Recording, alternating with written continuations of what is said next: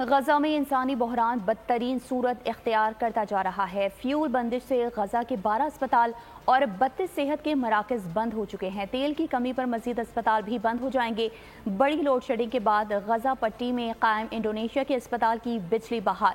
50,000 فلسطینی حاملہ خواتین کا مستقبل اور زندگی داؤ پر لگی ہوئی ہے، جبکہ عالمی ادارہ صحت نے دنیا سے فوری طور پر اسرائیلی درندگی رکوانے کی اپیل کر دی۔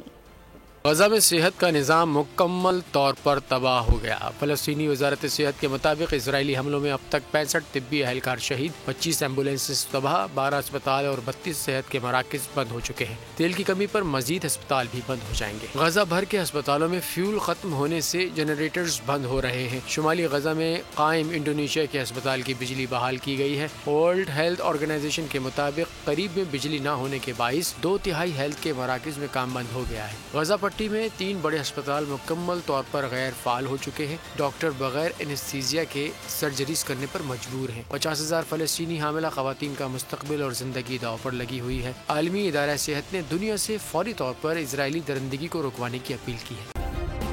سبسکرائب کریں اور بیل دبائیں تاکہ کوئی خبر رہ نہ جائے۔